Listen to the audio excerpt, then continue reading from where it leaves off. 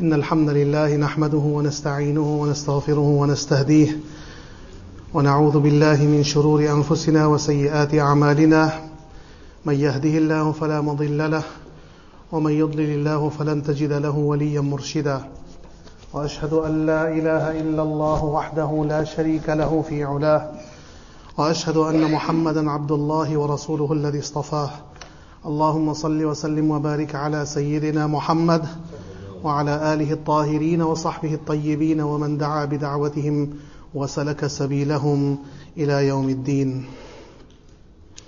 أما بعد فأعوذ بالله من الشيطان الرجيم. بسم الله الرحمن الرحيم. واعتصموا بحبل الله جميعا ولا تفرقوا واذكروا نعمة الله عليكم إذ كنتم أعداء فألف بين قلوبكم فأصبحتم بنعمته إخوانا. صدق الله العظيم. First and foremost, my apologies for a somewhat late arrival. The previous weeks it was always Sheikh's fault. This week is my fault.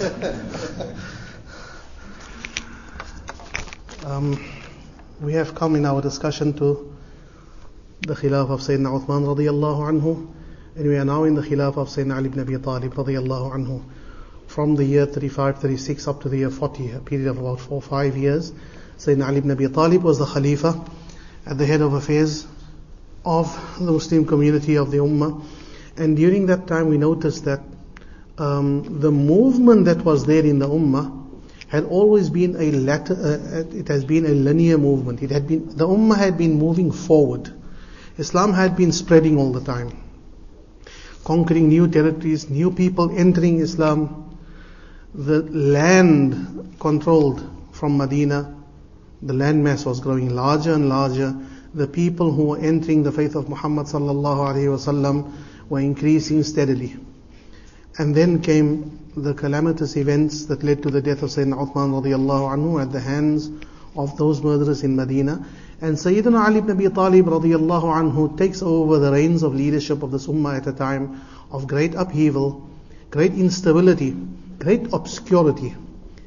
A situation where you don't know whether what you are seeing is actually what you are seeing.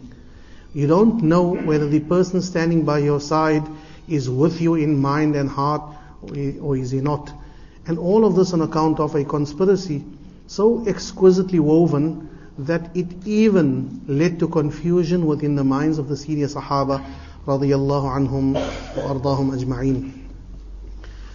In this manner, it comes about that 3 different wars are fought in the time of Sayyidina Ali ibn Abi Talib radiyallahu anhu, and the Muslim Ummah finds itself divided in 3 different groupings. In the middle there is the mainstream Ahlus Sunnah wal Jama'ah, that particular group that Rasulullah sallallahu alaihi wasallam had predicted already that there will always be a group that will remain upon haqq.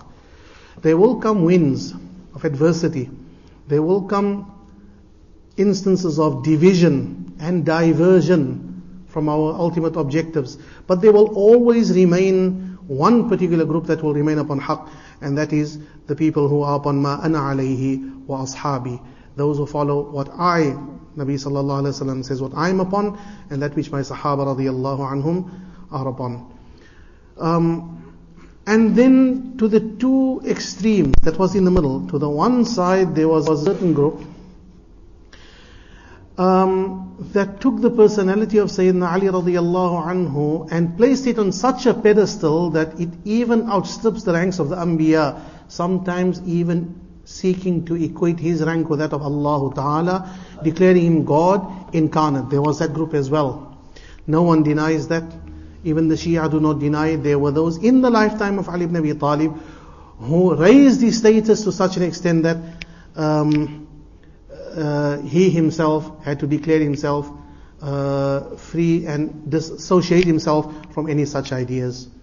The same particular group, it exhibited a number of different kind of ideas, different tendencies. There was a one who went to regard him as an ilah. There were others who regarded him purely as afdalus sahaba, the best amongst the Sahaba radiyallahu anhum, without saying anything negative about the rest of the Sahaba. Then of the same group again there were those who would regard him not just as best of the Sahaba, but the one divinely appointed by Allah Ta'ala to take over the reins of the ummah after the death of Rasulullah sallallahu alaihi wasallam as a divinely appointed imam. And that has become mainstream Shi'ism. Within Shi'ism, there are all these various different ideas. There are those that would regard Ali ibn Abi Talib as a god, as the Agha Khani Shia do up to the present day.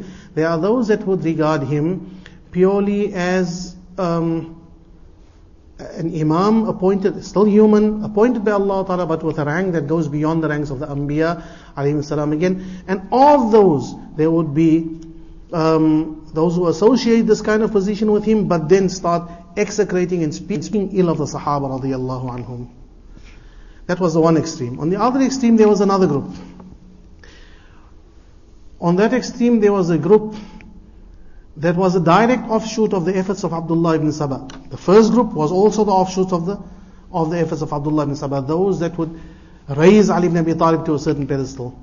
Abdullah ibn Saba's efforts led to the spreading of a certain idea that we sit in judgment of our rulers. We decide when a ruler is good and when he is not good. We decide what is right and what is wrong. And when we feel that something is wrong, we take the initiative into our own hands. We march a Khalifa and kill the Khalifa.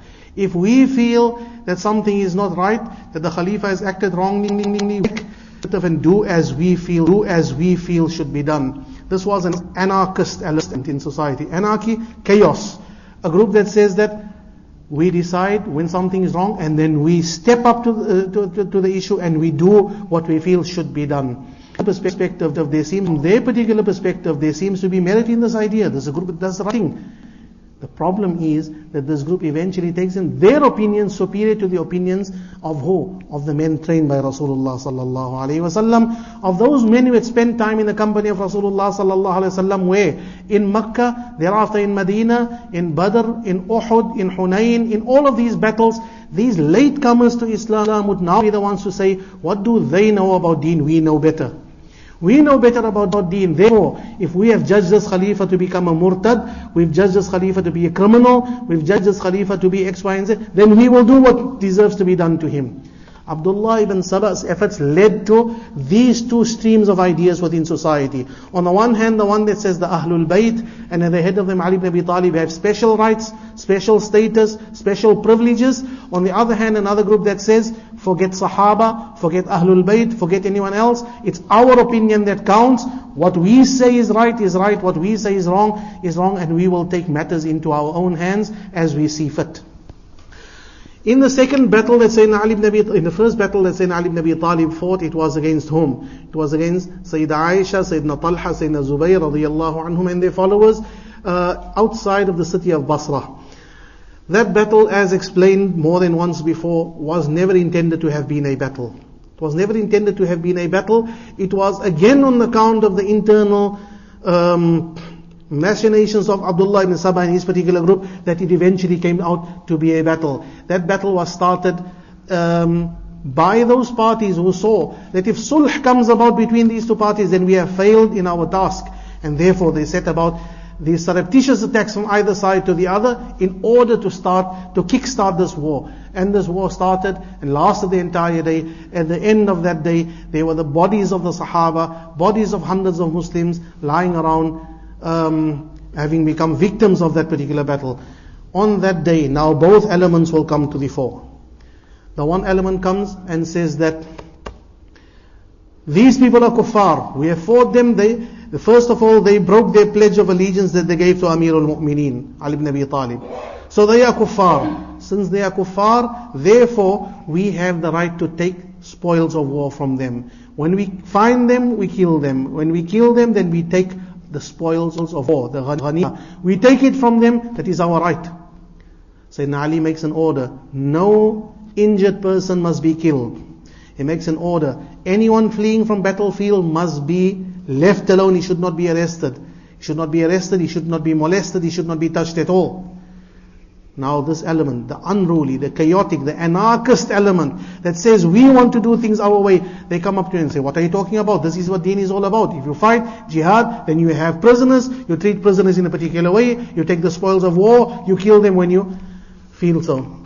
So he says, fine, if that is the case, then what do? You tell me which one of you is going to take Mu'mineen Sayyida Aisha radiallahu anha as the spoils of war. Who of you is prepared to do that? Now they stood back.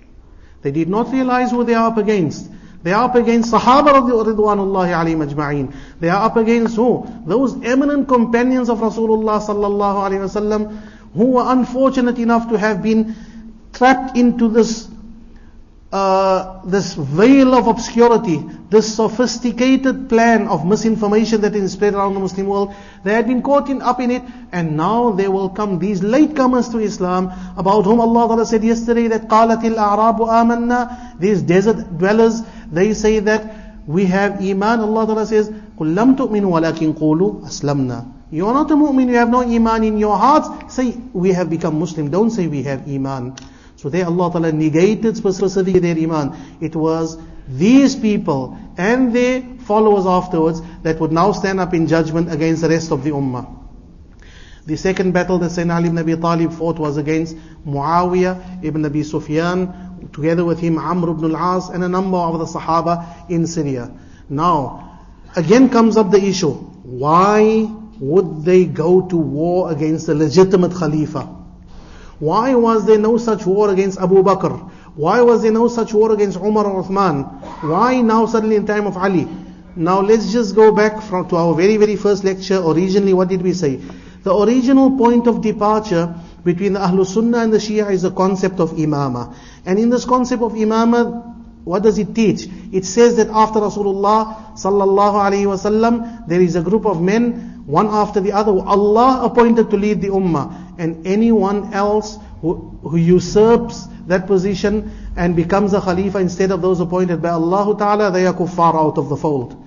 But it has taken what? It has taken a number of years, 20, 25 years to come to this point here. Up to this moment in time, there had been no noticeable objection. The Khilafah of Sayyidina Abu Bakr Siddiq radiallahu anhu came with its events and it went. The Khilafah of Sayyidina Umar ibn al-Khattab radiallahu anhu came, and together with it all the events that occurred, and at the end of his life he was murdered by one particular person. There was no conspiracy as such yet that one can speak of. At the end of the 12 years of Sayyidina Uthman's rule, only do we find this turbulence that eventually culminates in his death. But you found no one leading an army against the Khalifa. You found no one objecting against the legitimacy of his Khilafah. Now for the first time, with Sayyidina Ali ibn Abi Talib, there's Muawiyah ibn Abi Sufyan in Sham, in Syria, and he says that no, I'm not accepting things as they are. Why is he doing it? You ask yourself from a Shia perspective, the Shia says, these people, the Sahaba radiallahu anhum, these people have been kuffar since day one already. They have been kuffar since the time of Abu Bakr and Umar and Uthman. They were just waiting for the death of Rasulullah sallallahu alaihi wasallam to take over the affairs. Barely did Nabi sallallahu alaihi wasallam die when they took over the affairs. Where? At Saqifa Bani Sa'ida. And they've been running the show all along. And what you're seeing now in Muawiyah is merely all of those ancient hatred, all of that ancient hatred against the Ahlul Bayt. Now only it's coming to the forth. Why? Because before, who was the Khalifa? It was not of the Ahlul Bayt. Now since Ali is the Khalifa, Muawiyah's reason for opposing him is because Ali is the problem. That is from their particular perspective. What do we see? We see that Muawiyah ibn Abi Sufyan sees his cousin Uthman ibn Affan murdered in cold blood in Medina. We see the web of conspiracy to such an extent that here Sayyidina Ali ibn Abi Talib is unable to immediately take action against those who killed the Khalifa. He is unsure of how deep do the roots of this particular conspiracy go. He is unsure as to exactly how to go about at that moment. He wants to wait till he is strong enough, stable enough to take action against them. But at no moment did he say that we are not going to bring these people to justice. In fact, when they were just outside of Basra, while the battle was raging between themselves and the army of Sayyidah Aisha radiallahu anha, they heard a tumult of voices coming at them from the side of Sayyidah Aisha's army. And Sayyidina Ali asked, what are these voices that I'm hearing? He says, that is Sayyidah Aisha radiallahu anha making dua against the killers of Uthman. And all the people are saying Ameen. And then Sayyidina Ali ibn Abi Talib raised his own hands and he asked Allah Ta'ala to curse the killers of Uthman, wherever they might be, mountains or valleys, land or sea, may Allah curse them. He was making use of the opportunity to show that he is not against what they are doing, what Sayyidah Aisha is calling for. He was taking the opportunity to show that if there are any of those within his own army, they will be brought to justice at some point or the other. But Muawiyah on the other hand sees Ali is not bringing them to justice. He says, my cousin has been murdered, something needs to be done. So if one compares what happened in time of Abu Bakr, no one ever objected against his khilafah. Why not? Because there was no reason. There was no reason to. The khilafah of Umar ibn al-Khattab, no one objected because the previous khalifa was not murdered. Had the previous khalifa been murdered like that, there would have been a problem here. The khilafah of Sayyidina Umar, had the murderer gone scot-free, had the murderer, had Abu Lu'lu' gone scot-free, then there would have been a problem with the khilafah of Sayyidina Uthman, if Sayyidina Uthman didn't bring him to justice immediately. But what was the eventual outcome of the murder of Sayyidina Umar? That person was immediately pursued by the Sahaba in the masjid. He fled and he stabbed several other people. Eventually when he was cornered, he murdered himself, he committed suicide. So that murderer, eventually his life came to an end. But the murderers of Sayyidina Uthman are going unpunished. And the fact that they're going unpunished is due to their strength. The strength of them and the support that they have, where? All over the Muslim world. All over. It's not just here in Medina, it's all over. People, they have their supporters. So Muawiyah is seeing Ali is not bringing them to justice, and he's reasoning to himself, if you do not bring them to justice, then we will bring them to justice. So Ali says, you submit to me, I'm the Khalifa. He says, no, first want the killers to be undone. From here one can understand the genius of this, rather, the evil genius of this man called Abdullah ibn Saba. He threw the Sahaba radiyallahu anhum into such a situation that whether you go forward, whether you go backward, you lose both ways. Whatever you do, whichever way you move, it is damned if you do, damned if you don't. You're between the devil and the deep blue sea. Very difficult to negotiate, very difficult to navigate your route out of a problem such as that. Eventually these two armies march against one another, and for several days they do battle against one another. For several days the battle rages and rages and rages. Amr ibn al-As was the main advisor to Muawiyah ibn Abi Sufyan, and he eventually advises him. He says, I've got some advice, I've got a trick up my sleeve that we can use. Why? He had noticed something in the army of Ali ibn Abi Talib. What is that he noticed? They will fight very hard, but their hearts are not together. Their hearts are not together. There's division within the ranks of the army of Ali ibn Abi Talib. And the biggest problem in the army of Ali ibn Abi Talib radiyallahu anhu is the fact that they are not obedient. Remember the anarchist element that I spoke about? Those that do as they want to, they're the same people still in the army of Sayyidina Ali.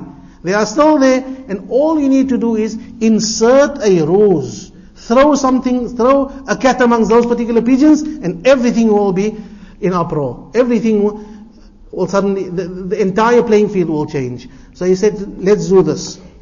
These are people who believe their own opinions to be superior to that of the Sahaba radiyallahu anhum, who believe their idea of deen, their idea of piety, their idea of what is right and what is wrong, their idea of righteousness, they believe that to be superior to that of the Sahaba radiyallahu anhum. Rasulullah sallallahu alayhi wa sallam had predicted the coming of these people as well. People that if you look at your own salah compared to their salah, you will feel ashamed of your own salah. They read the Quran, but it doesn't go beneath their throats.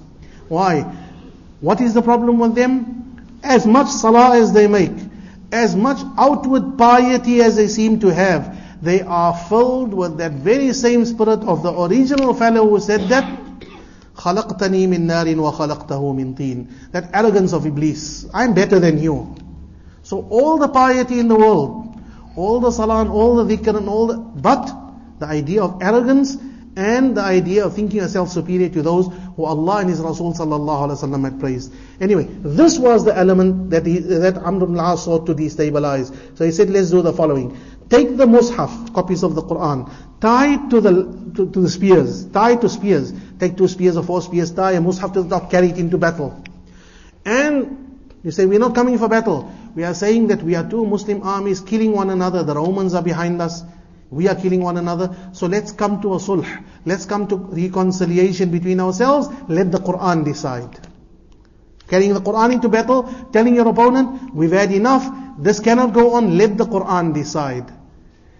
To whose sensitivities does that play? Those particular people who think they have a better idea of what the Quran says. So immediately they come to Sayyidina Ali, they say, no, we have to stop this war.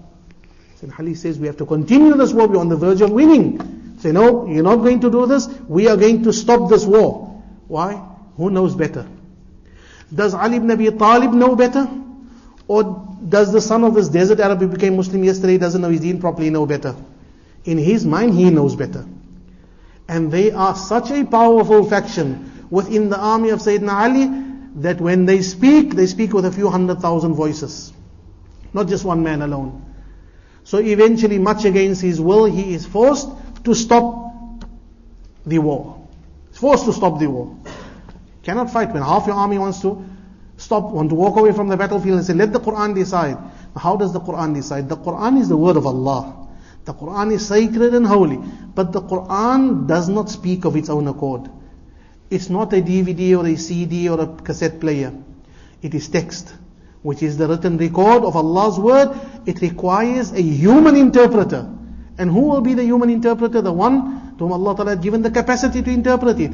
The one who received that capacity, that's Rasulullah Sallallahu Alaihi Wasallam. And the one who received that capacity from Rasulullah Sallallahu Alaihi Wasallam, that's the Sahaba Radiallahu Anhum. Someone else will now come, and this is a perennial problem with Islam, with Muslims rather. There's no problem with Islam, problem with Muslims. A continuous problem with Muslims. The Quran says, and then I also give my view, and you also give your view, and my view is right, and your view is wrong. And I don't know the difference between an ism and a fi'l and a harf in Arabic language. I barely know the difference between a ba and a ta, but I can also say that this is my opinion. That's one of the reasons why this ummah is not going forward, because everyone has an opinion. Anyway, this was the problem Sayyidina Ali ibn Abi Talib radiallahu anhu had. He had this problem. These people decide that no, the Quran will decide. How does the Quran decide? Anyway, we have to decide. So the two sides say that we will stop the war. And a year from now, we will send two persons from either party.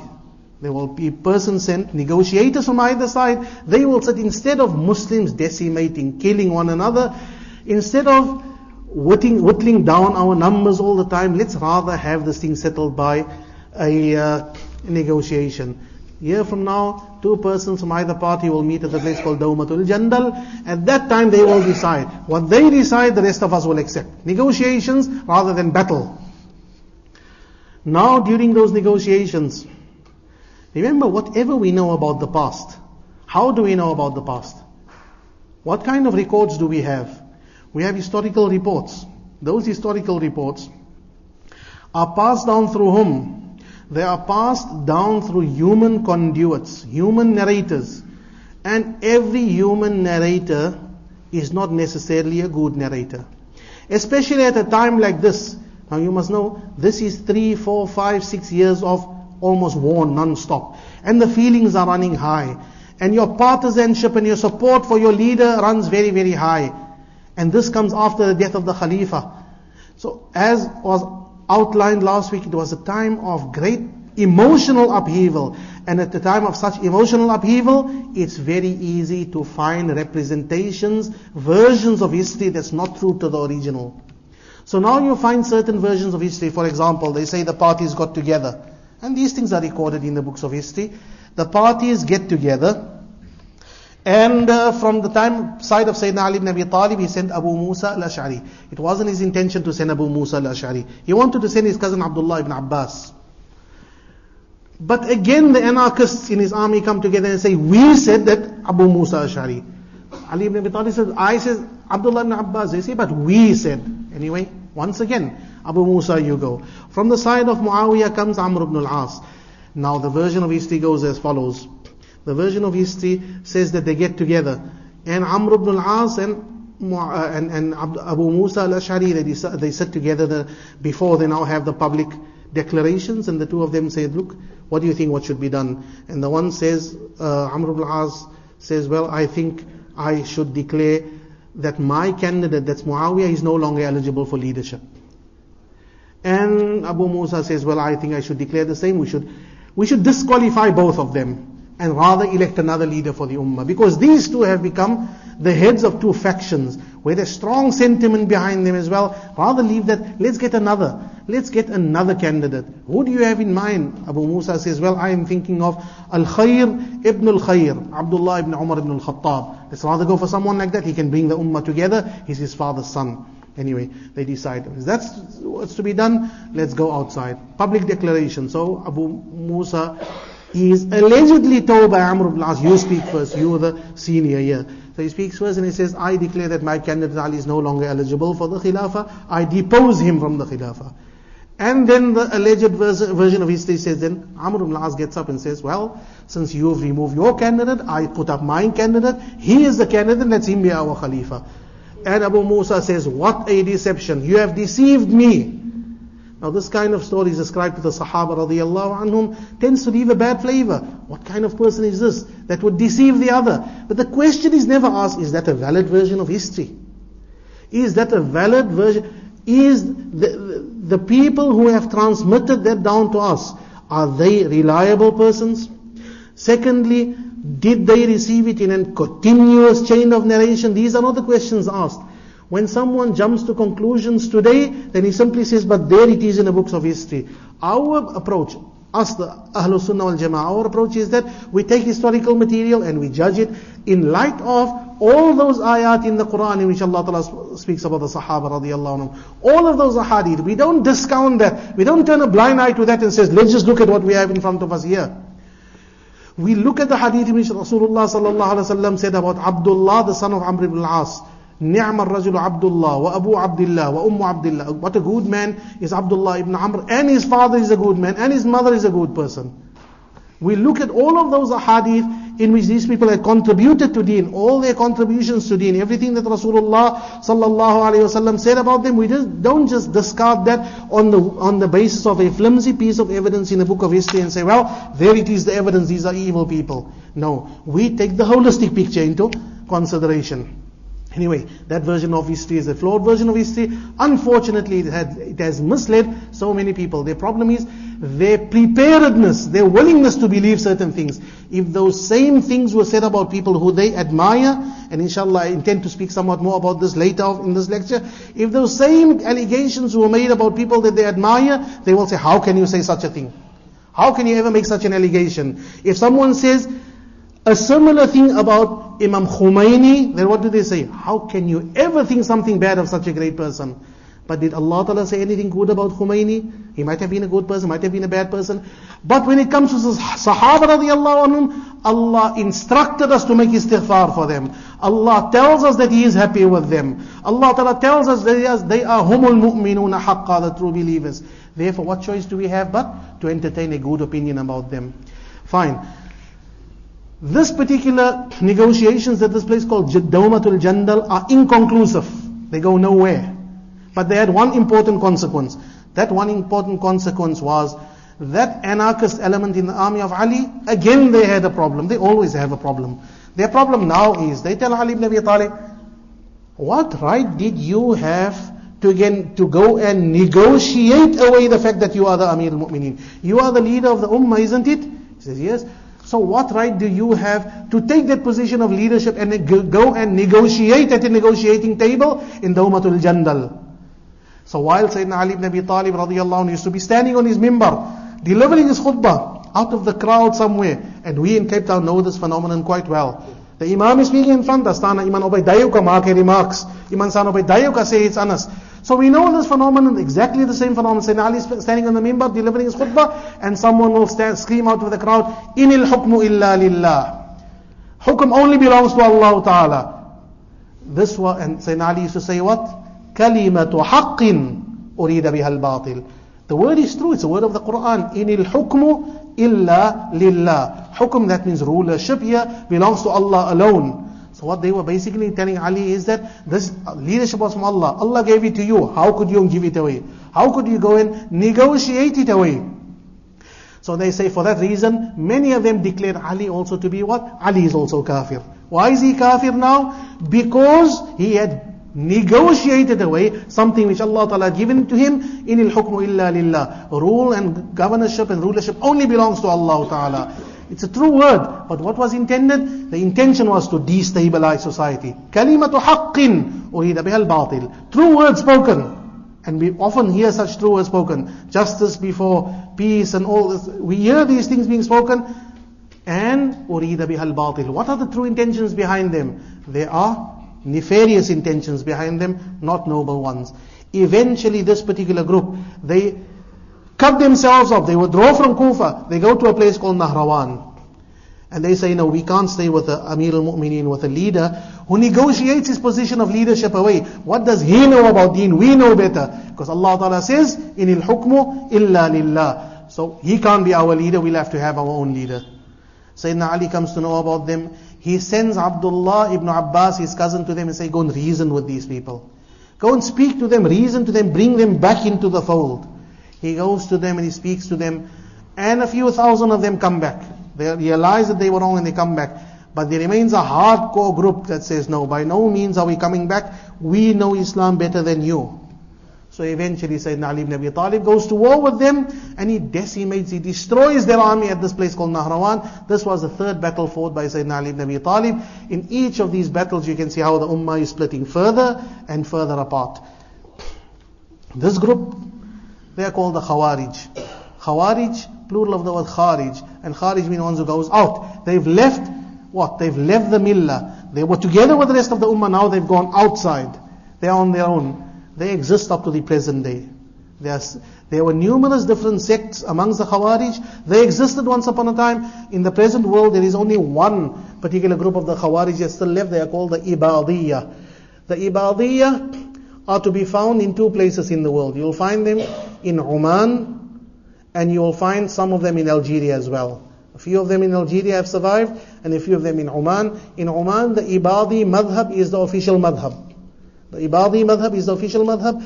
They are the intellectual heirs and successors of the original group that broke away from Sayyidina Ali ibn Abi Talib and whom he fought at Nahrawan. They remain in existence thereafter. They've maintained their existence in these two parts of the world. But this particular group of the Khawarij are probably the most moderate of the groups of the Khawarij. They are not as extreme as some of the others have been. Therefore they are the only one amongst all those various sects to have survived over 1,000 years. Sayyidina Ali ibn Abi Talib radiyallahu anhu continues staying in Kufa thereafter. But now he is noticing certain things in society has changed. Within his army he had seen certain things, and now in Kufa he starts seeing them. He saw the Khawarij and he saw the Shia. He hears about people saying that Ali is afdal min Abi Bakr wa Umar. Now, in the time of Abu Bakr, in the time of Umar, no one had been saying that Ali is better than Abu Bakr and Umar. Even if he was considered as a candidate, no one ever considered him necessarily better than Abu Bakr and Umar. When it came to selection, when Abu Bakr was up there, everyone gave him their bay'ah. Very few had any hesitation in giving their bay'ah. Sayyidina Ali himself gave him his bay'ah. Not only did he give him his bay'ah, when a son was born to him, he named him Abu Bakr as well. Thereafter, Sayyidina Umar becomes the Khalifa. He has such love for this Umar, he gives him his own daughter in marriage, number one. Number two, he names his son after him. He has another son called Umar. And then thereafter, at the end of his death, he comes to, at the end of his life, when he's lying, having succumbed to the wounds inflicted upon him by the murderer Abu Lu'lu'ah, Sayyidina Ali comes and says, Wallahi ma ala wajhi al-ardi ahadun ahabba ilayya min an alqa Allah bimithli sahifatih min hadha al-musajja. There's no one on the face of the earth with whose books of deeds I would more love to meet Allah Ta'ala than this person lying covered here. This was the relationship that he had with Sayyidina Ameer al-Mu'mineen Umar ibn al-Khattab radiyallahu anhu. When Sayyidina Umar wanted to go and join the campaigns in Iraq, when the campaigns were going difficult, we weren't making headway, Sayyidina Umar said, I think I must go there myself. He said, Ameer al-Mu'mineen, don't go. Stay in Medina. You send Sa'd ibn Abi Waqqas, send some of the other generals. If we lose you on the battlefront, the Majus, the Persians will take heart from it. They will rally. They will say, we've killed the head of the Arabs. And they might come back and say, Ameer al-Mu'mineen, we cannot see you lose your life. You stay in Medina, let the others go and do the fighting. If this was an enemy of Umar ibn al-Khattab radiyallahu anhu, he said, Ameer al-Mu'mineen, please go. But no, he did not say any such thing. And thereafter, what are we saying? That in the time of Abu Bakr, Umar, Uthman, there was no one who was objecting. There was no one who was saying that Ali is better than Abu Bakr and Umar. In fact, in the time of Sayyidina Uthman radiyallahu anhu, when Sayyidina Uthman was elected, remember what Abdul Rahman ibn Auf did? He went around to every group of people sitting in Medina. What do you think? I'm giving you two candidates, Ali or Uthman? Ali or Uthman? And he says, everyone told him we'll have Uthman. So at that time too, there was no idea that Ali is better than Uthman. No, everyone was, Abu Bakr is the best, Umar thereafter, and then comes Uthman. And none of this is denigrating, none of this is intended to be offensive to Ali ibn Abi Talib radiyallahu anhu. Had it been offensive, had we hated him, then we wouldn't have had him as the fourth best of the Sahaba radiyallahu anhum. We would have said something like some other people have said about him. Some of the evil things that they've said about him. He remains beloved to us. We name our children after him. He remains the son-in-law of our Rasul sallallahu alayhi wa sallam. He remains Asadullah al-Ghalib, Imam al-Mashariq wal-Magharib, Ameer al-Mu'mineen, Sayyidina Ali ibn Abi Talib radiyallahu anhu. He's beloved to our hearts, he's very dear to us. But no one before that had said that Ali is better than Abu Bakr and Umar. Now Abdullah ibn Saba's web of deceit had led certain people to say that Ali is Allah, and led certain other people to say that Ali is better than Abu Bakr and Umar. He realizes the danger of a statement such as that, and he says, if there is any man that claims me to be better than Abu Bakr and Umar, jaladtuhu jald al-muftari. I will punish him in a manner that we punish a liar, a calumniator. He'll get 40 lashes, he'll get 80 lashes from me. Not just because I'm better than Abu Bakr and Umar, but for what it holds in for the future. It will start off by saying, Ameer al-Mu'minin, you're better than Abu Bakr and Umar. Where will it end up? It ends up where it's ended up today. Where people are no longer saying that Abu Bakr and Umar is also good, but Ali is better. It's no longer just that. It is Ali is good and Abu Bakr and Umar the worst of the scum under the sun. That's where it's ended up. And therefore he took such steps against them. Should I hear of a person saying that I'm better than Abu Bakr and Umar, then I will punish him as a calumniator, as a liar. On the other hand, those that said he was Allah, what did he do with them? He burned them with fire. Why? Because this is shirk. This is the worst kind of shirk. Such shirk was not even done with our beloved Rasulullah sallallahu alayhi wa sallam. And you come and say that Ali is Allah, na'udhu billahi min dhalik. But he saw this happening in society. He saw the Khawarij on the other hand starting to become to secede from society, create their own element, spread anarchy and chaos. He saw them saying, Inil hukmu illa lillah, and he fought them. He saw the early prototype Shia starting to say things that Ali is Allah, that Ali is better than Abu Bakr and Umar. He saw it and he tried to contain the situation. Eventually, the Khawarij who had been defeated by Sayyidina Ali ibn Abi Talib at Nahrawan, they decide that there's only one way to correct things in this ummah. Things have gone bad, very, very bad. Muslims are fighting Muslims. And look at these Sahaba, they said. These are the Khawarij. Look at these Sahaba. These are supposed to be the companions of Muhammad sallallahu alaihi wasallam. Look at how they are fighting with one another. There's only one thing that we can do. Assassination. When assassination steps in, then chaos is reaching its peak. Getting closer and closer to the ultimate culmination of chaos in society. So they appoint 3 assassins. Because they say there are 3 heads that need to roll. That of Ali, that of Muawiyah, and that of Amr ibn al-As. All 3 of these people must be removed from society. Once we have removed these 3, then society will come right. We see a similar thing happening in the world around us today as well. In the Muslim world, these spades of assassination right now in Pakistan. Just yesterday, an alim passed away about a week ago, was attacked whilst on his way driving to court. He had been a member of the group called Sipai Sahaba, the defenders of the Sahaba in Pakistan. And then on his way to court with his 2 young sons in his car and another young son following in a motorcycle, he was attacked. His son at the back was shot and killed. He and his other son were shot and wounded. Yesterday expired of his wounds, rahimahullah. This kind of thing is continuing in the Muslim world. And by no means am I claiming that these kind of assassinations are one-way traffic alone. Despite those that would misrepresent what we've stated in this forum time and again. We are being accused of the fact that we threaten violence against the Shia. Not one moment was violence ever threatened in this particular forum. Those who have been here from the beginning will know about that. What we do say, however, that violence just tends to have a presence where Sunnis and Shias come together. After a while, the issues are of such a nature that they just spiral into violence. We want to prevent such violence from happening, and therefore we want to curb the spread of Shiism in the society of ours. But never will we threaten violence against the Shia. That is not in our interest nor in theirs. In other parts of the world, however, we see it happening on a daily basis, where things are spiraling out of control, and you find assassinations the order of the day. So people decide, we are going to remove these 3 leaders.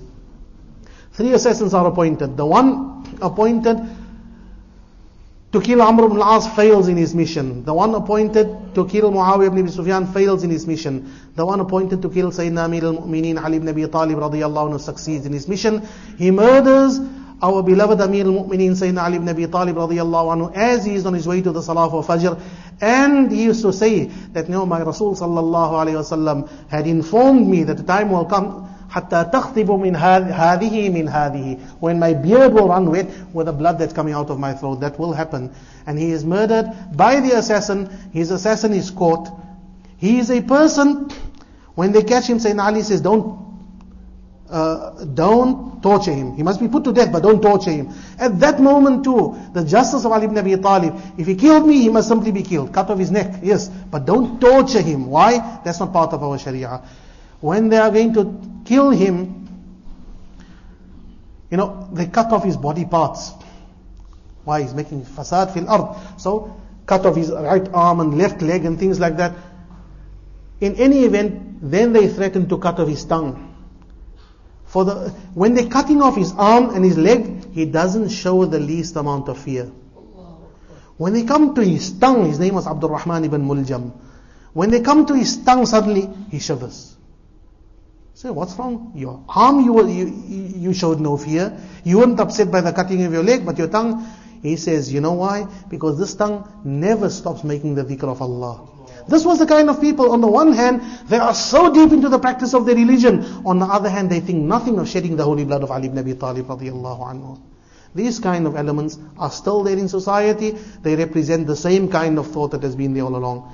Sayyidina Ali ibn Abi Talib radiyallahu anhu departs from this world and joins his 3 companions and Rasulullah sallallahu alayhi wasallam. And thereafter, what happens to this ummah? Sayyidina Ali is asked before his death, appoint a Khalifa. Appoint a Khalifa.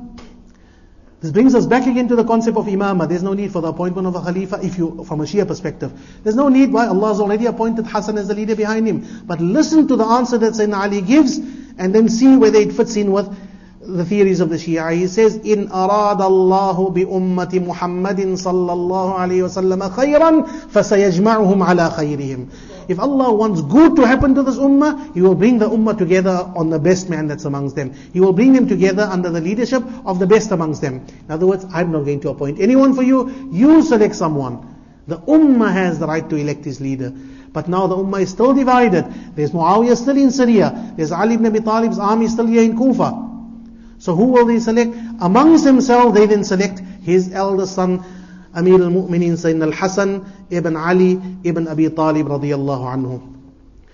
Now, the next step is, the wars that his father had undertaken against the Syrians must go on, because the Syrians still haven't submitted. You know what has happened now?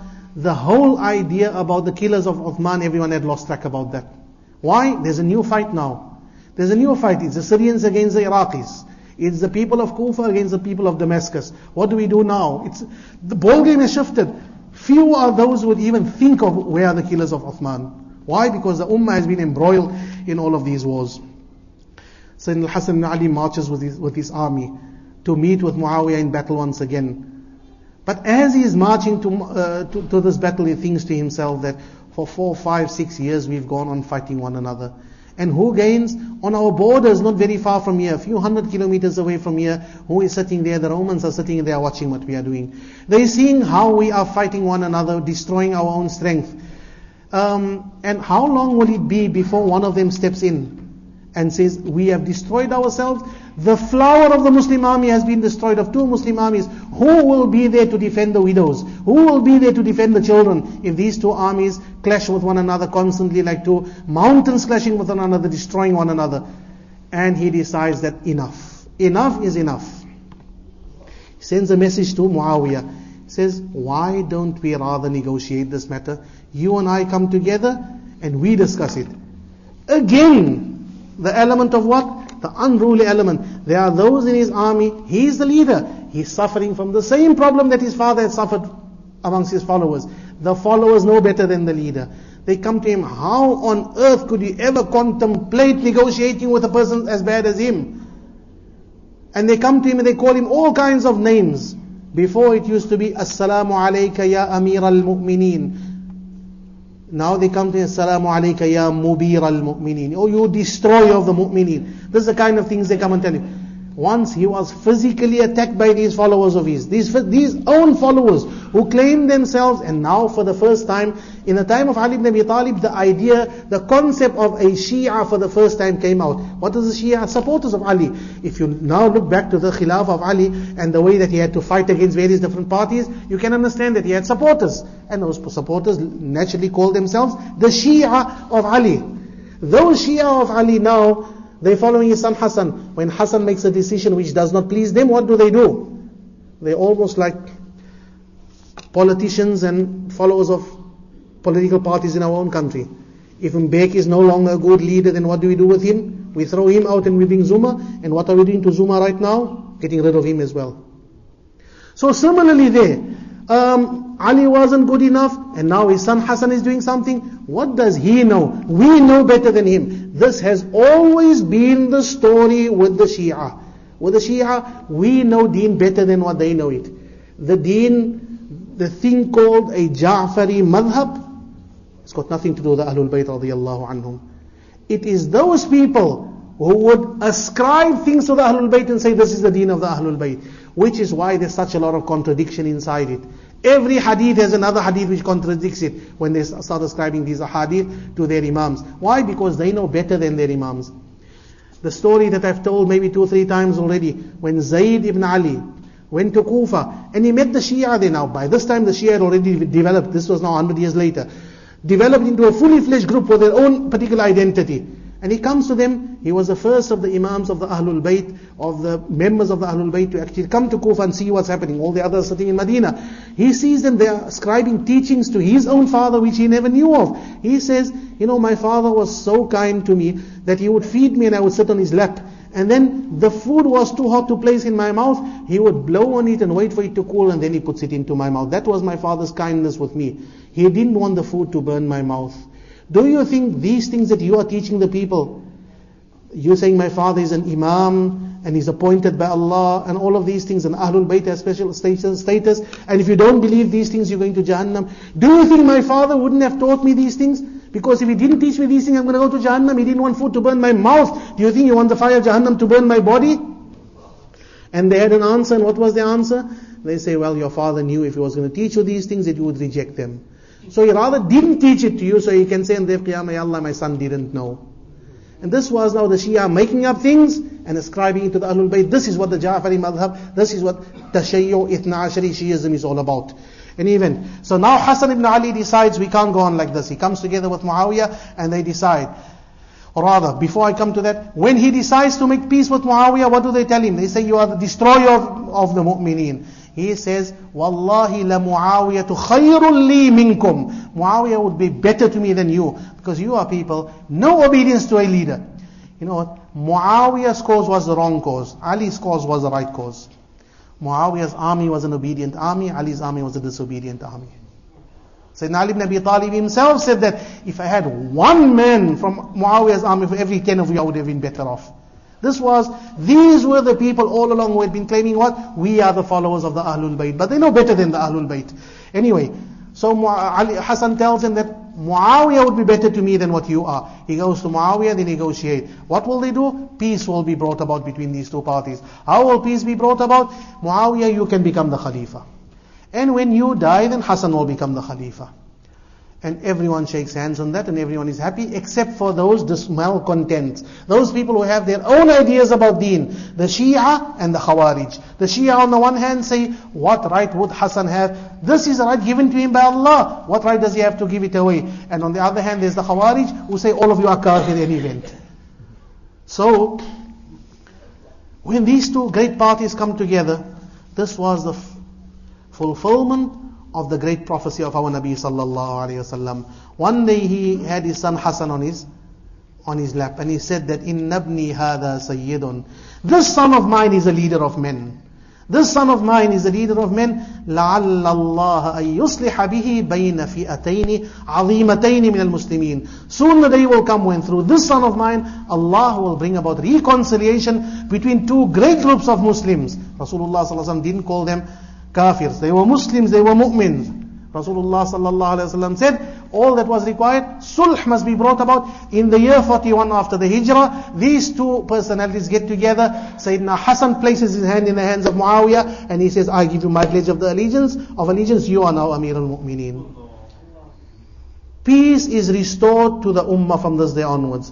Now last week and perhaps the week before, I said something. I said, if you have to ask me who was right and who was wrong, Ali was right, Muawiyah was wrong. Muawiyah was how wrong? He was a rebel against legitimate authority. He was a rebel. There's no two ways about that. Rasulullah sallallahu alayhi wasallam described them as such. What did he say? وَيْحَ Ammar. He said, Ammar ibn Yasir, تَقْتُلُهُ الْفِئَةُ الْبَاغِيَةُ. The rebellious group will kill him. Ammar ibn Yasir was killed with Ali ibn Abi Talib radiallahu anhu's army. On the day of Siffin, he was killed by the army of Muawiyah. That hadith there tells you what? The army of Muawiyah was the rebellious army.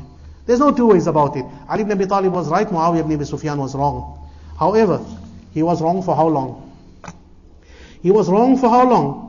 Until Sayyidina Hassan placed his hands in his hands and said that, you are now the Amir al-Mu'min, I accept you as the leader of the Muslims. Is he still a Baghi up to the present day? Is he still a rebel? Shall we still continue this? It reminds me of a story someone tells me. He says 3 Buddhist monks were walking one day, and they come to a river, and I'm cutting the story very short. They come to a river, they see a woman standing there. So she wants to cross the river. So one of the Buddhist monks picks her up and carries her across the river, puts her down and continues walking. And as they're walking further, the other two are looking at him and giving those glances. How could you do such a thing? You're a monk after all. How can you pick up a woman, carry her over the river? And a kilometer or two further on, he asks him, but brothers, why are you looking at me? He says, how could you pick up a woman and carry her across the river?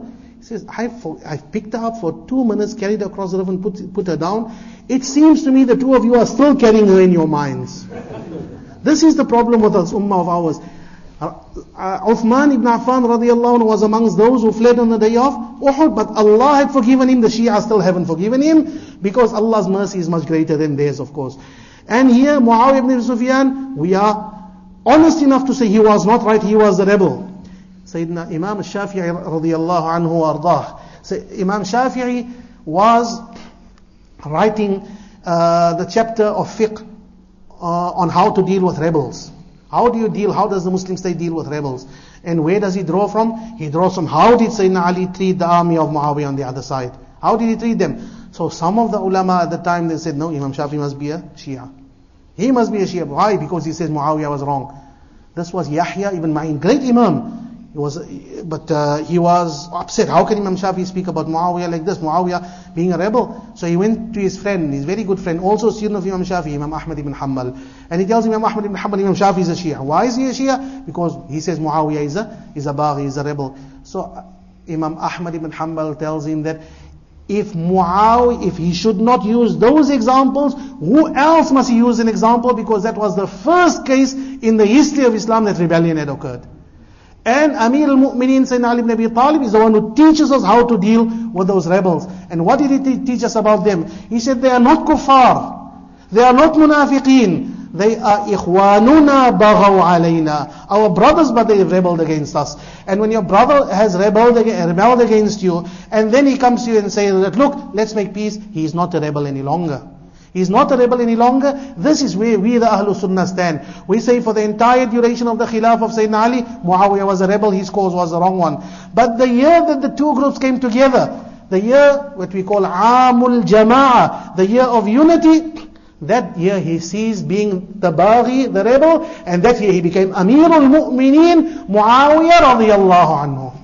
From that moment onwards, who are the ones who then established the unity of the ummah after it had been driven apart, after it had been destroyed by the murder of Sayyidina Uthman radiallahu anhu? It was Hassan ibn Ali ibn Abi Talib, it was Muawiyah ibn Abi Sufyan. From that moment onwards, for 20 years thereafter, Muawiyah would remain the Khalifa. For 20 years he would remain, and it was a time of prosperity. And it was a time of Islam was on the advance once again. Islam was making gains once again after they stood still for 5 years. And for 5 years of prosperity, Muawiyah ruled as Amirul Mu'mineen Muawiyah. When we speak today about unity, which unity is that?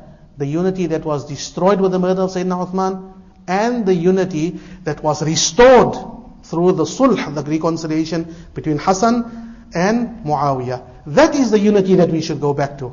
No ill-conceived unity that we think of today just for ad hoc purposes. Here and there we have a little bit of unity here and a little bit of unity there, and behind the scenes we are doing everything to destroy that supposed unity. Now, much of the debates and discussions between the Shia and Ahlul Sunnah have to do with personality.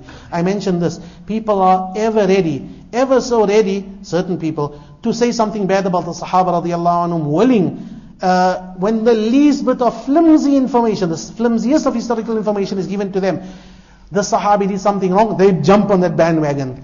When someone says something similar about their own admired persons, when they speak about Khomeini, when they speak about the Iranian state right now, say, how could you ever speak ill about people such as this?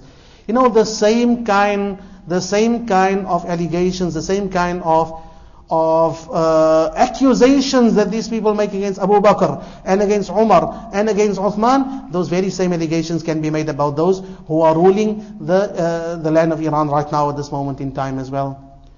Iran has not just been a success story. Iran at this moment, just a few weeks ago, what was happening there? The internet was blocked out. No news was going in or coming out. Why? Because there were riots. And just after 1979, all the instability and all the murders of prominent people, especially the Sunni ulama in Iran at that time, how are we to look at all of that? They're going to tell you that Muawiyah was guilty in his khilafah of killing Hujr ibn Adi, very good Muslim person he was. We can say similar things about Ahmad Mufti Zada, Abdul Malik, Mullah Zada, and a whole list of ulama of Iran who have been killed over the years. If you make certain excuses and say, well, the state of Iran had to do these kind of things, they had to do so, why don't we make those excuses for the Sahaba radiallahu anhum? Why when it comes to the Sahaba we prepared to say that no, those are evil, but when the Iranian state does it, then we say, there are reasons why they do these things.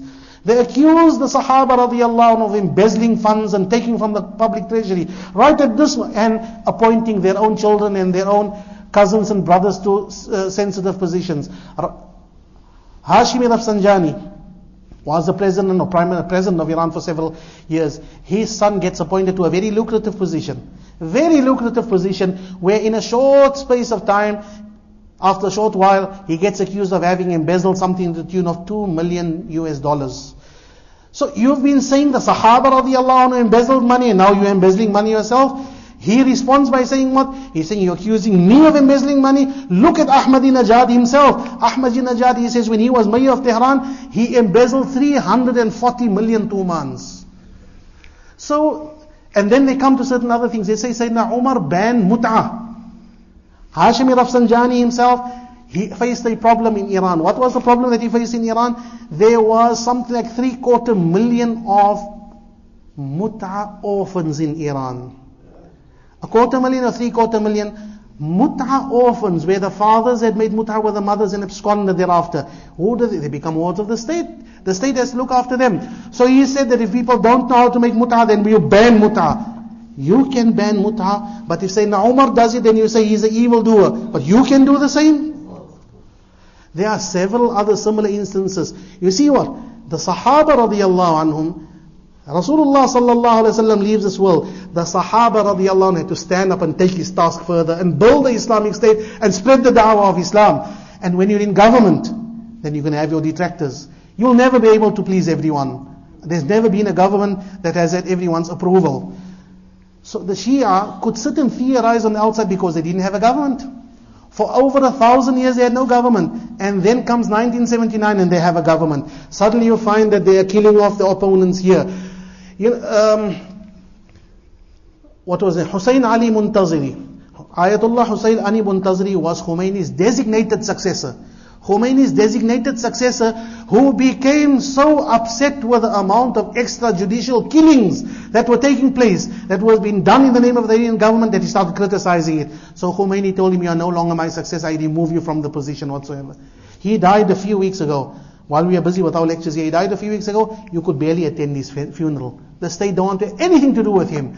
If the Sahaba radiallahu anhu had done something like that, what would they have said? Look at these evil people.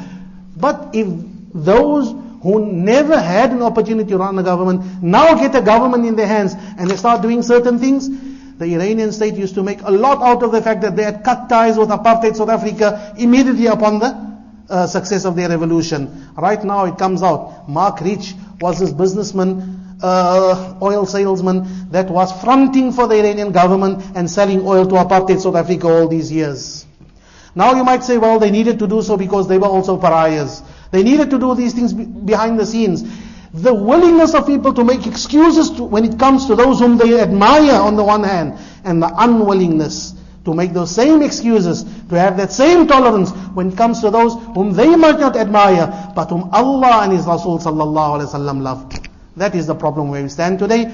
If our youth are able to overcome these particular little obstacles of being just, of being objective in the way that they view personalities in history and the way they view issues in our history, and treat it with the same kind of tolerance that we've been speaking of, inculcated, and the basis of which is laid by the Quran and the Sunnah, then we will not be sitting with problems of this kind. وآخر دعوانا أن الحمد لله رب العالمين وصلى الله على سيدنا محمد وآله وصحبه والتابعين. Does Mawlid originate from the Fatimids in Egypt, and can I please clarify the practice today if so? Well, it is said to originate from the Fatimids. In the world of the Ahlul Sunnah wal Jama'ah, its earliest history goes back to somewhere in the 5th century, where a certain king, Al-Malik al-Muzaffar Qayqubad, was the first. He was a great mujahid, and he had fought with Salahuddin against the Crusaders. And he had been one of those who had popularized the notion of celebrating the day of the birth of Rasulullah sallallahu alaihi wasallam. Before that, the only other reference to be found to the particular celebration of the 12th of Rabiul Awwal as a birthday of Rasulullah sallallahu alaihi wasallam is said to be with the Fatimids. As for clarifying the practice today, it's all a matter of who do you ask. If you're going to ask me, I'm going to give you a certain opinion. You're going to ask something else, I'm going to give you a different opinion. So whose opinion do you want? Mine? At another. Here we are busy with Shias, not with Mawlid, inshallah. The Sayyidina Ali had been appointed by Allah subhanahu wa ta'ala. Was appointed, he was divinely appointed. What is the consequence of that kind of belief? And according to the Shia, if we object or reject to that, what's our position with the Shias are concerned? Idea of divine appointment, when it comes to the Shia and what do they actually believe and so on, there are two ways of going about this. The one is that we speak to the Shia person in front of us, say, what do you believe about it? Because like many of us do, many of them know very little about their religion. They won't know all the details. When we study Shi'ism, we study it from its literature. We study it from its literature, we get a certain impression there. Can I take all of that and apply to every individual Shia person? There are many of them that are misled. There are many of them that do not even know enough about their deen and have been taught a certain version of it, not all of it. So, when a person says divinely appointed, someone can even say that Abu Bakr is divinely appointed by Allah Ta'ala. How divinely appointed? Divine appointment can come in a number of different ways. We can even say that our president of the country was divinely appointed in the sense that Allah Ta'ala had ordained this person must be president. So what do you mean by divine appointment?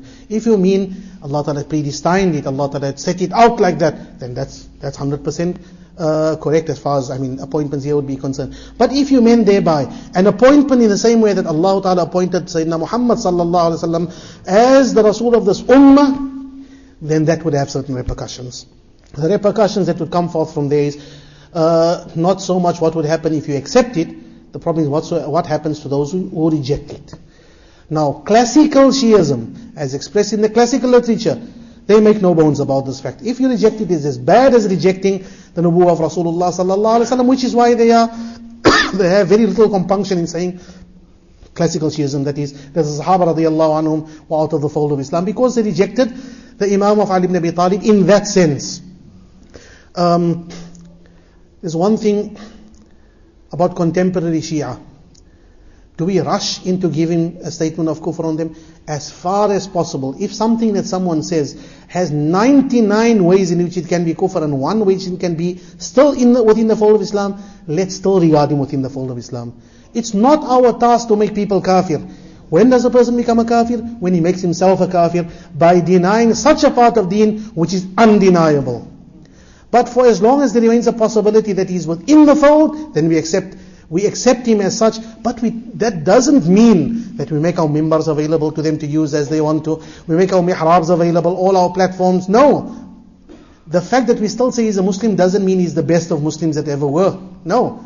It means there's still something wrong with him, but not just wrong enough for him to go outside of the fold. There's a very, the kind of issues associated with his belief might well eventually take him out of the fold, which is why we will still try and hold him in, call him closer, inform him of the dangers of what he's into and all about.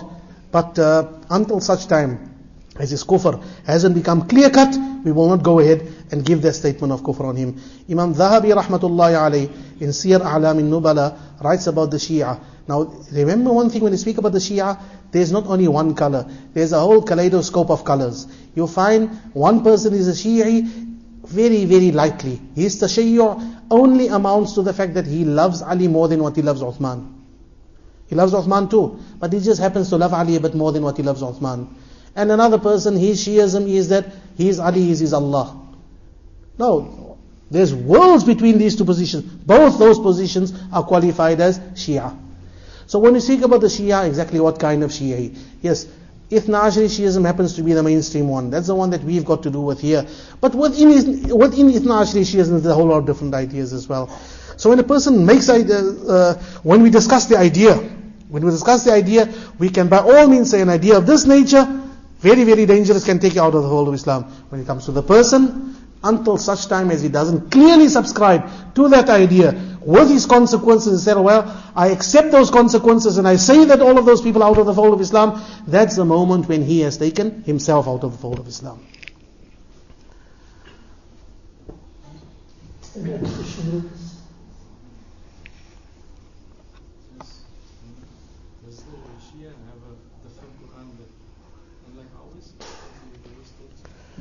Question is, do the Shia have a different Quran than ours? Again, it depends upon where you look for the answer. You go to the ulama of the Shia today, you ask them, they get offended by the question. How could you ever even think that we have a different Quran? You go to the books of the Shia, on the other hand, you get a completely different answer. So it's almost, a Jehovah's Witness, they don't believe that Jesus is God. Jesus is a man or he's a special, but he's not God as such. So you go to him, is Jesus God? He's upset. How can you ever say Christians believe this? You go to the books of the Christians and go to the Catholics and they do believe it. So there is this dichotomy that you get when you ask them and you look at their books. Therefore, they don't like the idea that we actually look at their books, because we find certain things in there that are going to be very, very problematic to them. This, for many, many centuries, while Shi'ism was existing in obscurity in their own particular parts of the world, they had no problem with stating it very clearly that they have a different Quran. Many of the ulama have stated it in the past. Then, in the past, some of them had stated that no, they accept the present Quran as a valid and correct one. Then as time went on, those who said that we accept the present Quran, their numbers increased, and the numbers of those honest enough to say that we don't accept the present Quran, their numbers decreased. By no means can we say all the ulama of the Shia today accept the Quran as is. The Shia, Ithna Ashri Shia, divided into two groups. The two groups are called the Akhbari and the Usuli. This division is only about 300 years old, not very, very old. Only about 400 years old. Akhbaris, they generally have no qualms about saying the present Quran is corrupted. So we have no qualms about saying that they're outside of the fold of Islam. The others say that no, we accept the Quran. Well, I will say from my side, welcome. You accept the Quran, I appreciate that. My problem is just how do you account for all of those things in your books? Now that's their problem. They need to give me an answer on that.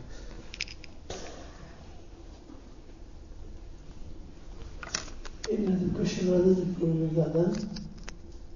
Sheikh, this one. I said, is their problem? They need to give us an answer on it. Just one other thing to it. They have certain answers. They will tell us that all of those ahadith are unauthentic ahadith. Now then we ask the question, when did you discover that? How come all your ulama in history all along said it's authentic hadith? Now you came to discover that's unauthentic. So how much else of your deen has been resting upon unauthentic sources as well? When they start asking these questions, then we're hitting close to the root. And as closer to the closer we get to the root, the more upset they're going to get. Because eventually it means only one thing: abandon Shi'ism. Abandon Shi'ism. If you can abandon Shi'ism on the issue of the Quran, if you can accept the fact that all those thousands of ahadith on the issue of the Quran are unauthentic, then you can actually say all those ahadith on the issue of imamah are also not authentic. And there is no cornerstone as central to Shi'ism as is imamah. This is not something which I'm sucking out of my thumb. Mullah Baqir Majlisi, one of the chief Shia scholars of the Safavid era, the author of the monumental Bihar al-Anwar, makes direct reference to this in his book Mir'atul Uqul, the sharh of the commentary on Usul al-Kafi, where he says that the ahadith on the issue of the Quran being interpolated and changed, they are mutawatir. In other words, they've reached the highest level of mass transmission. And if you would accept, or if you reject all of them, then you can just as well reject all of the ahadith of imamah.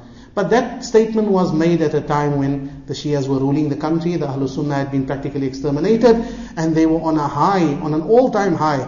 They probably couldn't think of a time when they would need to make friends with Ahlul Sunnah once again. Now the time has come, and now I very much welcome it when a Shia tells me I accept the Quran. But all that I don't want him to do after that is to ever think that his acceptance of the Quran is free from problems. It's not free from problems.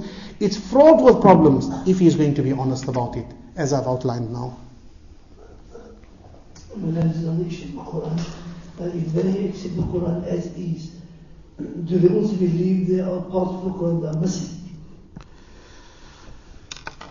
This thing of some parts of the Quran being missing, well, now many of us might have heard the idea of 10 missing ajza and so on. That idea of 10 missing Jews, that's an idea that's very prominent with the Ismaili Agha Khani Shia. They speak about specifically 10 missing ajza. As far as the Ithna Asharis are concerned, yes, they do have in their books hadith which indicate that there are certain things which are missing from the Quran. What they deny, they say there are no insertions into the Quran. Whatever is there in the Quran, that is Quran. Nothing has been added to it. Has there been any subtractions from it? Yeah. Classically, the bulk of the scholarship admitted the fact that there's been things taken away. And I've given some examples in the past. Some things taken away and some things changed. Words changed here and there. I've given some examples to refresh our memories. يا أيها الرسول بلغ ما أنزل إليك من ربك وإن لم تفعل فما بلغت رسالته. They say no, that's not how the ayah was. يا أيها الرسول بلغ ما أنزل إليك من ربك في علي. So that fi Ali, they say that was there, it's not there any longer. And you know what they will do? They say if you go and look in Durrul Manthur of Imam Suyuti, you will find a hadith in your own Sunni books which have the same kind of thing. بلغ ما أنزل إليك من ربك في علي. How do we, the Ahlul Sunnah, account for it? We say very, very easily. You go to the source in which that hadith is to be found. You look through its isnad, you will find it comes through a Shia Rawi. It comes through a Shia narrator. So very understand, we know exactly where it's coming from. It's something that has spilled over from your side to our side. If it's smelling not so nice on this side, it's because something has come over. It's not homegrown, it's imported.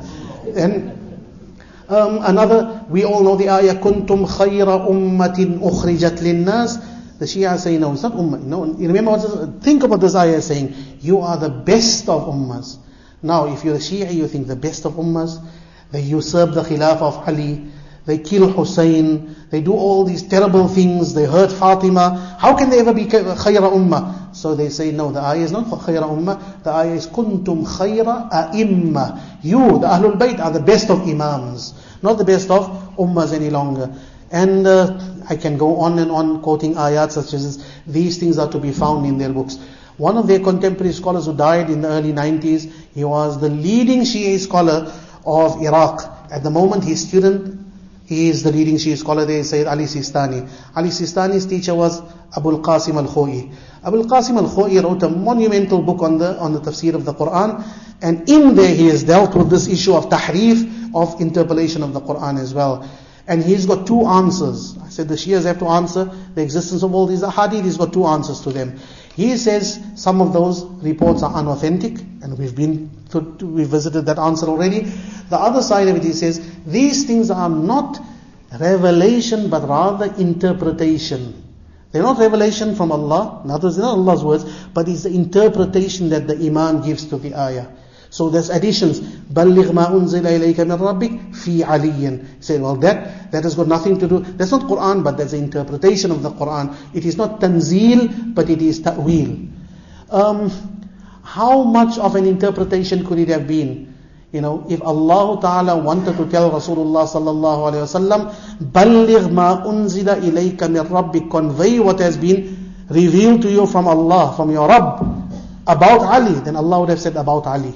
It doesn't require anyone to come afterwards and insert the name of Ali. If Allah wanted the name of Ali to be in the Quran, it would have been there. The name of Zayd, the adopted son of Rasulullah sallallahu alaihi wasallam, is in the Quran. فَلَمَّا قَضَى زَيْدٌ مِنْهَا وَطَرًا. That's with regard to the marriage of Rasulullah sallallahu alaihi wasallam to Zainab bint Jahsh. If the issue of imamah is so much more important than the marriage of Rasulullah sallallahu alaihi wasallam, then the name of Ali would have been in the Quran. But Allah preferred not to have it there. And neither is the name of Umar there, neither is the name of Abu Bakr there. No problem to us, because we believe that the Khilafah after Rasulullah sallallahu alaihi wasallam is not a matter of divine revelation, but a matter of selection by the Ummah.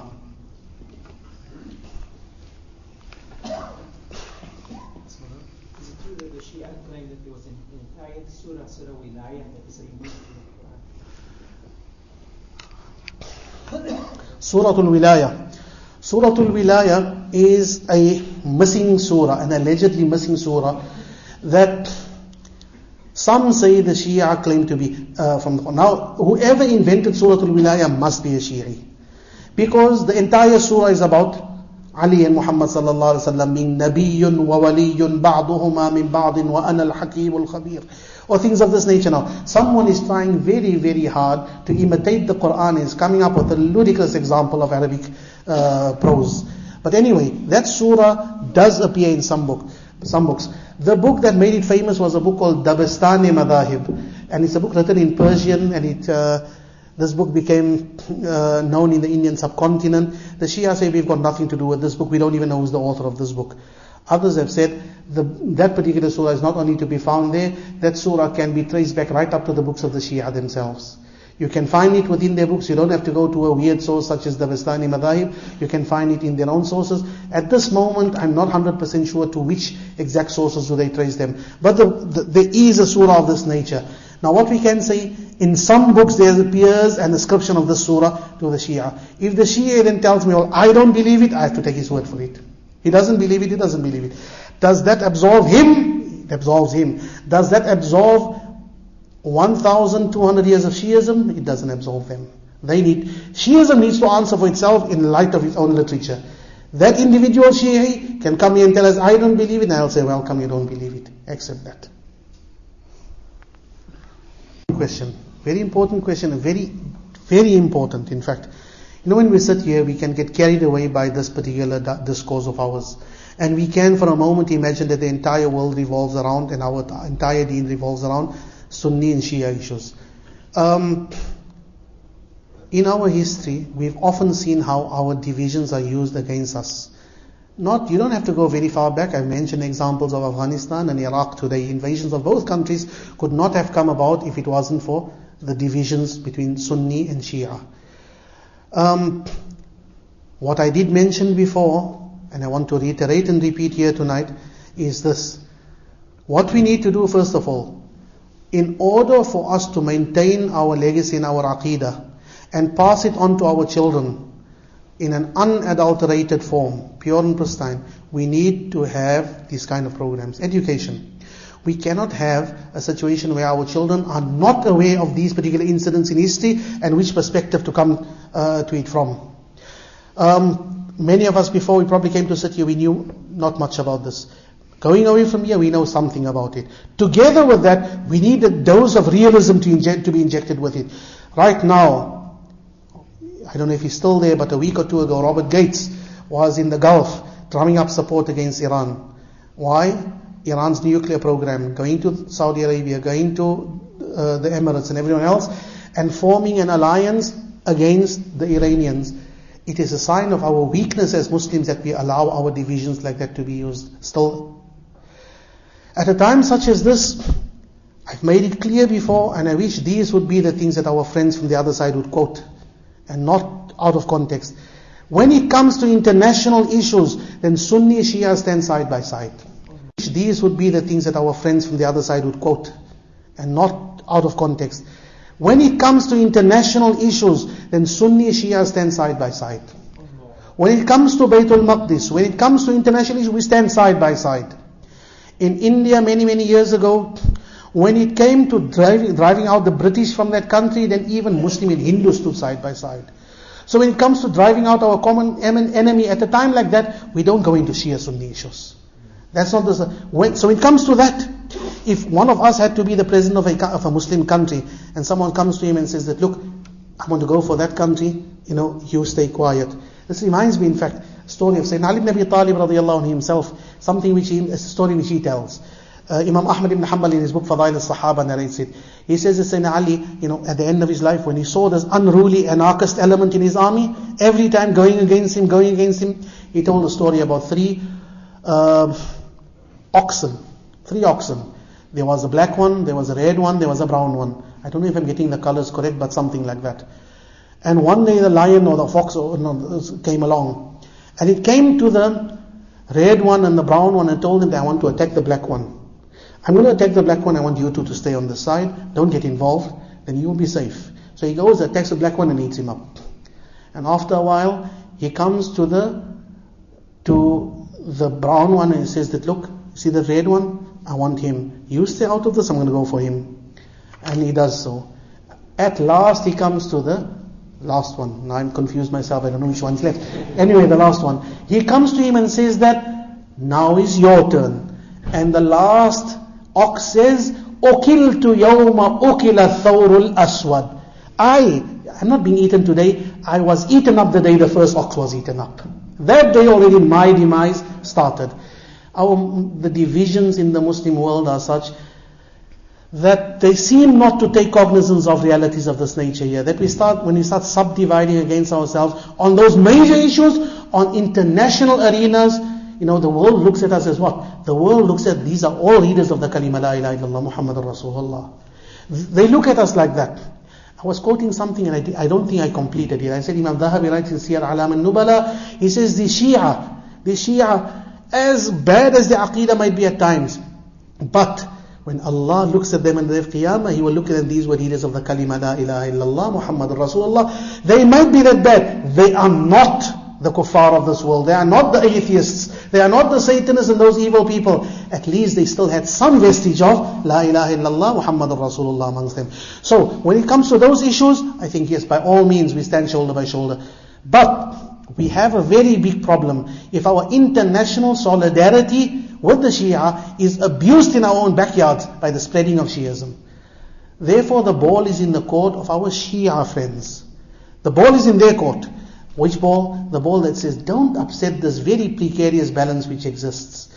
Don't continuously, without fail, on an ongoing basis, spread literature, build centers, convert the Sunni youth, because whenever you do that, you're making it difficult for us to stand with you on an international platform. You are destroying the unity that you are seeking to achieve.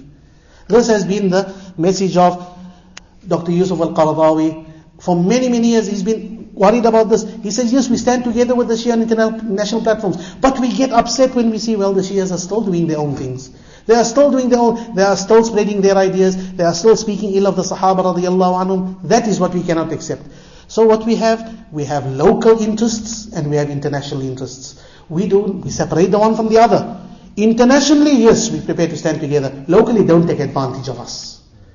When you take advantage of us, then even our international solidarity will not stand in the way of us taking action in the manner that we are taking action here tonight. I think this is the last question. You had open tables with Shias before on they call for unity on the basis of what? This is the last question. They call for unity on the basis of that we are all members of the same deen, we readers of the same kalima, and we all are faced with the same common enemies. That's a simple recipe of why, on that basis, that we have to stand together. We have much more in common with one another than what we differ with one another from. So we stand together on that. But as I said, they constantly spoil the party themselves. Had they stopped with that, well, I want to add to that something else. I'm not going to generalize for all Shia. I truly believe that there is, in the ranks of the Shia, there are those who also have a problem with the spreading of Shi'ism in Sunni communities. They also have a problem with it. I only wish that it would be more of them that would speak out against it. Speak out against it, because we don't do the same to you. We don't do the same to you, don't do the same to us. If we can agree to disagree on certain lines and then we can live together with one another, then it's fine. But we've been forced into positions such as this. I make a point now of saying that we respond in the way that we do respond here tonight. It's only by education that we will respond. There will be no weaponry, there will be no violence, there will be education. In education, I think, the last part of your answer previously, we need to educate our children. As we teach them, amantu billahi wa malaikatihi wa kutubihi wa rusulihi wal yawmil akhir, circumstances has made it such that we need to teach them a bit more about history, about what we believe of the Khulafa, what happened and what did not happen. Those kind of things are important, because they are probably, if not them, in your children then mine, if my children then his, but they're going to come up against some person who still feels it is right and his duty to propagate Shi'ism in Sunni communities, and that's where we will have to be equipped. We've come here to equip ourselves. Allah Ta'ala give us tawfiq, inshallah, to take what we have learned and safeguard first of all our own aqeedah, our own legacy, but never fail in maintaining Muslim unity where it counts.